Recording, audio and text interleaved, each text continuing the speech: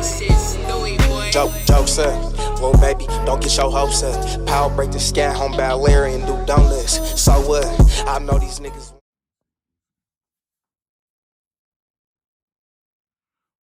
What's up, YouTube? Man, we back at you with another video, another story time for y'all today, man. I'm in the mood. I'm doing 2 story times today. I don't know if y'all watched the first video, but this is the second story time for the day. And this story time is about me buying my second truck. And the situation that happened, it was a rough first 2-3 weeks, bro. Oh my God. Thinking about it now, hella crazy. So buying a truck from the company I lease on to. I mean, I worked for, I was a company driver. They gave me an opportunity to buy another truck. They actually gave me an opportunity to buy the truck that I was driving. So I called them up, like just on the humbug, like, hey, you know what I'm saying? Can I get in contact with somebody about buying this truck? Dude called me back like, yeah, you could buy the truck. He was like, oh, you leased from here before? I was like, yeah. He's like, bet, okay. He put a computer, He said, yeah, you can get it. It's such and such amount of money. You want to buy it? And kind of threw me off because he put me on spot. I said, hold on, bro, hold on, bro. I gotta talk to wifey. I was just seeing if it was available. He like, yeah, it's available. And we know you know what you're doing, so it's up to you, ball in your court. So I'm like, all right, cool, whatever. I'm gonna call wifey. So I called wifey. I'm like, babe, I did a thing. And she like, oh God, what you do? So I was like, I think I'm about to buy another truck. She was like, really? Cause I was dead set on not being like when I quit the first time, bro. Actually, that video, scroll down. I'm gonna link the video in the bio about me quitting because I was done. Didn't even want to be owner operator no more. I was like, I'm good. But I had been thinking about it and making some other plays in my head, and I was, I'm like, I'm ready to get back into it, bro. I'm ready to get back into it. So call wifey. We talk about it. We chop it up. And she like, whatever you want to do, husband, whatever you want to do. I know you got the best interest for the family in your mind and the best interest for us and you. So whatever you want to do, I'm going to back you 100%. And that's why I married her. Get you a woman that respect you like that and do you like that and know that you're going to lead and do the best for your family. But anyway, that's a totally other video. So I called boy back. He like, yeah. No, I didn't call him back. He called me. He was on my head, which actually made me a little nervous. But he was on my head because I was like, all right, well, I want to buy it, but I want to wait 30 days to start my LLC and do all that. And actually, I'm glad I didn't do that. And that's going to be for another video as well, because it would have messed me up with some other things that I'm doing now, that I'm currently doing now, that it would have just made it a little bit more difficult. But anyway, he was like, no, you can't wait. Basically, he was like, if you want it now, you can take it now. But otherwise, I really don't want you to wait. But I think they were getting ready to sell that truck anyway, because it was kind of a higher mileage truck. So he was like, man, just get it now. And I thought about it. I was like, all right, bro, I get it. So anyway, fast forward, I get a load down to the main terminal. And I'll be like, hey, can y'all do a PM? Check the truck out. Whatever. If it rolled good to me. Like I was driving 530 miles round trip. I was going up to Owen Sound, Canada in the middle of the winter. And the truck drove fine to me. It drove fine to me, bro. I mean, it drove fine. So I'm like, I don't know, the bunk heater worked, everything worked. So I get down there, they was like, yeah, we gonna change your injectors. They gave me a used radiator out of another truck. They really like went to town on this truck. But the problem is I went down there on a Friday to buy it. Monday, I was getting ready to go back up to my terminal and start using this. But they were like, it's not going to be done by Monday. Like, we're not even going to let the weekend shift touch this. This is only for the main guys.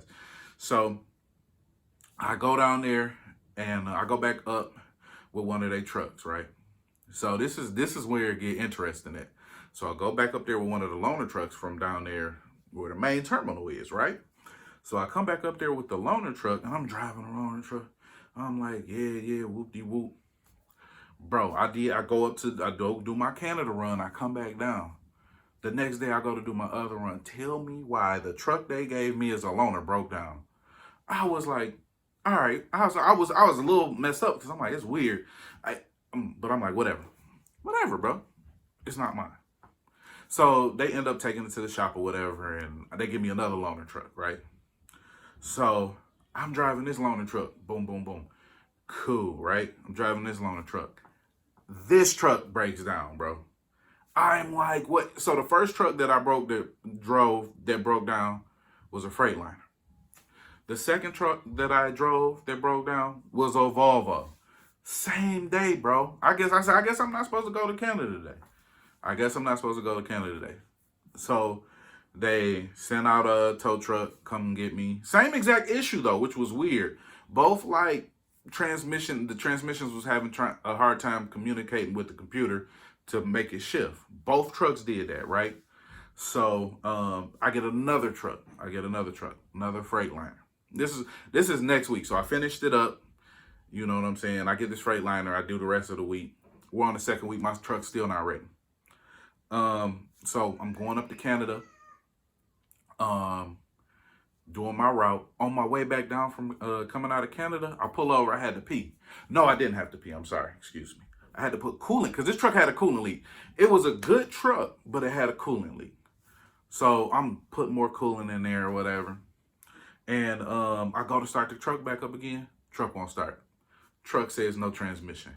I'm like, are you kidding me? Second week of being an owner-operator again. I go through 3 loaners, bro. 3 loaners, and I'm in the middle of nowhere, Canada. This is where it gets real fun too, right? So I'm in the middle of nowhere, Canada. Luckily, it's a little small town, and they have a little comfort in there. So I'm like, all right, whatever. Luckily, where my truck broke down, there was a Kenworth dealership around the corner. So they just had a tow truck come out, told me to the Kenworth dealer.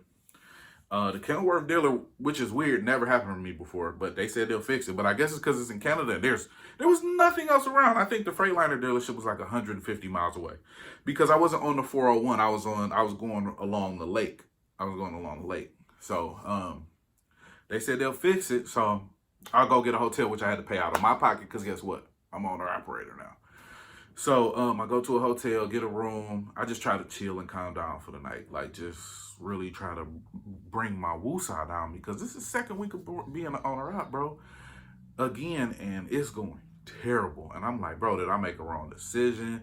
Like, I really didn't have a bunch of money, like, saved up. So I'm like, man, this can't be happening to me, bro. So second day come around, I check out the hotel, because I'm thinking, like, they said they had a driver coming to get me. So turned out nobody wanted to come get me, because like I said, I'm off the beaten path. So nobody's coming around. And then the other guy that does my route that goes up to Owen Sound, he wasn't going to be there till the next day. So he like, they'll come pick you up tomorrow. Freightliner dealership like, we don't know. We got to get the part. We don't know when it's going to be fixed. So I'm sitting there, I'm thinking, man. And my brother-in-law called me. He's like, bro, what's going on? And I'm like, man, I tell him what's going on. He's like, bro, I'm coming to get you right now. I said, no, bro, you ain't got to do that. You ain't got to do that. He like, man, whatever. I'm coming to get you right now. So I said, well, hold on. Let me see if the other driver going to come get me. I call him back. I'm like, bro, you can go ahead and come get me.